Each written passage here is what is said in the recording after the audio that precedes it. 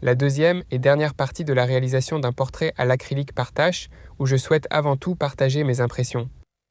En regardant la première partie de la réalisation de ce portrait, j'ai remarqué plusieurs moments où il aurait déjà été possible de terminer le portrait, où il avait déjà l'air convenable, voire bien, et au final, la version finale s'est avérée moins réussie que certaines des étapes intermédiaires. Il y a 2 points ici. Premièrement, bien sûr, il est souhaitable de savoir s'arrêter à temps, de sentir cette limite où il vaut mieux ne plus rien ajouter et laisser tel quel.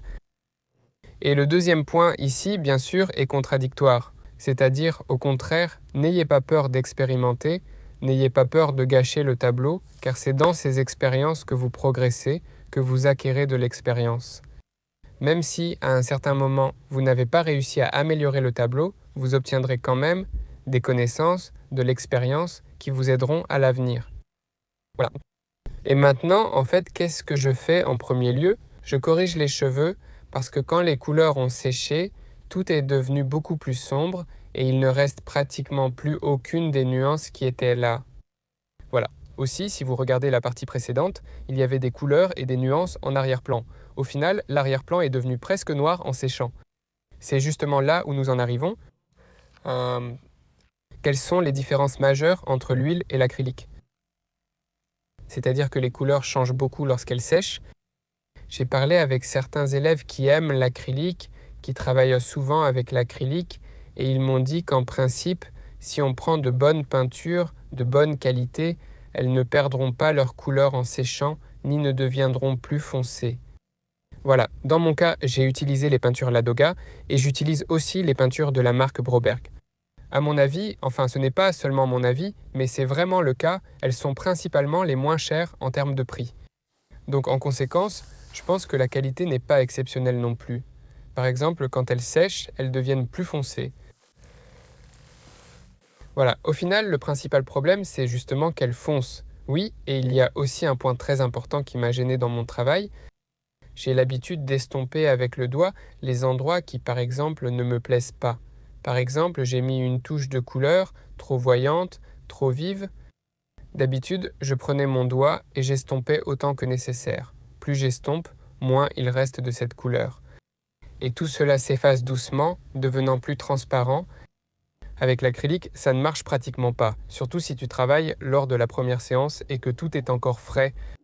Il se trouve que la couleur s'enlève complètement de la toile. Et la différence de consistance, c'est une sorte d'analogie. L'huile, c'est en fait de l'huile, une consistance huileuse, grasse. Et en conséquence, quand tu enlèves une certaine peinture, elle ne s'enlève pas complètement, elle adhère beaucoup à la surface et seule la couche supérieure s'enlève doucement. Le reste reste sur la surface. Pour l'acrylique, c'est plus collant.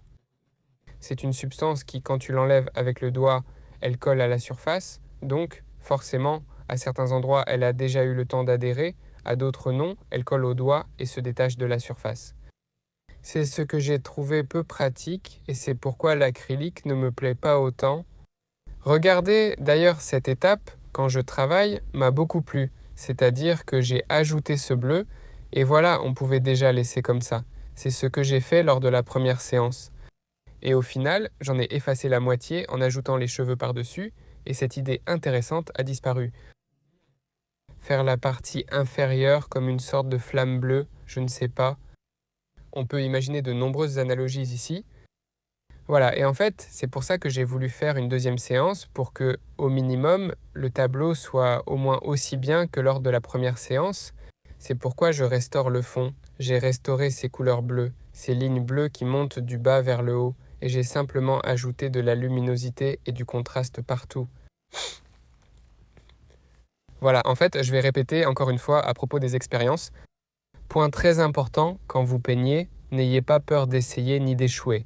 Cette peur de gâcher, la peur que ça ne marche pas, elle étouffe souvent toute créativité dès le début. Et à cause de cela, vous vous limitez vous-même. Vous ne vous permettez tout simplement pas d'essayer quelque chose de nouveau et d'apprendre quelque chose de nouveau. Donnez toujours la priorité à l'expérimentation. Parce que, encore une fois, je pense que j'ai moi-même commencé à expérimenter ainsi, bien sûr, grâce au fait que j'enregistre du contenu et que je travaille souvent sur les réseaux sociaux. Enfin, pas souvent, en fait, presque toujours. Voilà, et quand je crée du contenu, évidemment, ma tâche principale est de le rendre intéressant, pour que ce ne soit pas ennuyeux, pour éviter les portraits monotones, et ainsi de suite.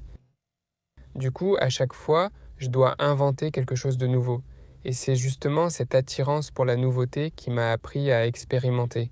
Encore une fois, c'est grâce à cette envie, faire quelque chose de plus intéressant pour les spectateurs. Alors, concernant mon travail actuellement, j'ai restauré une couleur plus chaude dans les cheveux. Là, c'est orange-brun, jaune-brun. Voilà. J'ai ajouté du bleu, j'ai ajouté un peu de fond. Tout à l'heure, j'ajouterai aussi un peu plus de contraste sur le visage. D'ailleurs, sur la photo, enfin sur la vidéo, le visage paraît assez clair. Quand je le regarde, en réalité, il est magnifique. Il est vraiment d'une belle couleur orangée. C'est juste que, apparemment, sur un fond sombre, la caméra éclaircit un peu. À cause de ça, le visage paraît plus clair. Mais le visage était vraiment orange. D'ailleurs, j'enregistre tout le processus en accéléré, 2 fois plus vite. Sinon, ça prendrait trop de temps. Je pense que c'est déjà clair ce qui se passe, même quand vous voyez le processus en accéléré 2 fois. Et si vous voulez regarder en temps réel, comme d'habitude, vous pouvez régler la vitesse à la moitié dans les paramètres. YouTube permet de le faire. Voilà. Qu'est-ce que je voudrais encore dire ici à propos des différences entre l'acrylique et l'huile? Oui, bon, ça j'ai parlé du changement de couleur. J'ai parlé de la consistance, que l'acrylique s'arrache mais ne s'essuie pas. Il y a aussi ce point, il m'est beaucoup plus difficile de mélanger la teinte souhaitée. Je précise ici ce que j'entends par le mot teinte. Sur le visage, il y a souvent des transitions très subtiles, ou alors des différences marquées les unes des autres. Certains endroits sont plus bleus, d'autres plus verts ou roses, avec de petites différences. Avec la peinture à l'huile, on ressent clairement comment tout mélanger, ajouter ou enlever. Avec l'acrylique, en tout cas pour moi, je ne ressens pas du tout s'il faut rendre quelque chose plus fin ou plus épais, c'est-à-dire ajouter ou enlever de la peinture. En plus, quand elle sèche, elle change encore. Parfois, la teinte disparaît complètement. Tout devient uniforme, la lumière se transforme. Pour moi, c'est difficile, peut-être par manque d'expérience avec l'acrylique. Mais en réalité, si on ne se prend pas trop la tête avec les nuances, si ce n'est pas trop compliqué et que vous ne cherchez pas à peindre un tableau très élaboré, c'est vraiment un très bon matériau. Il n'y a absolument aucune odeur. Les pinceaux se nettoient sans aucun solvant ni savon. Donc, c'est vraiment agréable de travailler avec. La seule chose, c'est que l'acrylique est beaucoup plus difficile à enlever des vêtements si on ne le lave pas tout de suite.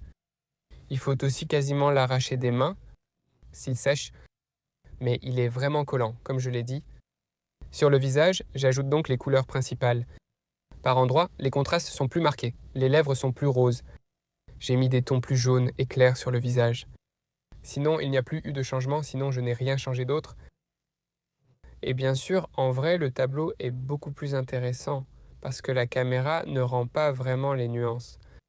Mais en tout cas, c'est l'émotion elle-même qui m'a plu. J'ai l'impression que nous avons tous, ces derniers temps, ce genre d'émotion par rapport aux événements qui se passent. Et je suis content de pouvoir libérer ces émotions sur la toile, parce qu'après ça, tout devient 1 million de fois plus facile. Je vous conseille également de peindre davantage. Expérimentez, cela procure une immense joie. Voilà, quoi qu'il arrive.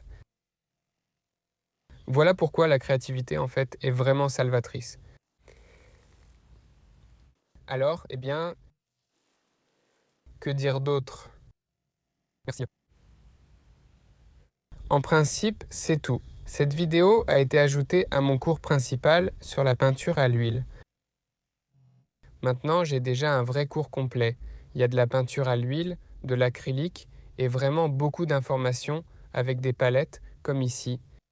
Ici, j'ai tout fait sur un écran pour simplifier et éviter d'utiliser 2 caméras alors qu'habituellement j'en utilise 2. C'est-à-dire qu'une caméra séparée filme la palette. Voilà, et maintenant j'ajoute encore un peu de contraste. Tous ces contrastes s'estompent tout beaucoup quand la peinture sèche. C'est-à-dire que tu fais quelque chose de contrasté, ça sèche et ça disparaît à nouveau. Avec l'huile, bien sûr, ça ne se produit pas autant. Encore une fois, je le dis, peut-être que je ne suis tout simplement pas habitué à l'acrylique, pas habitué à préparer les nuances qui vont rester, c'est-à-dire que je ne suis pas habitué à anticiper la couleur qui restera une fois sèche. J'ajoute un peu d'orange. Eh bien, c'est tout. J'espère que la vidéo vous a plu. Pour toute question, écrivez-moi, je serai ravi de vous aider.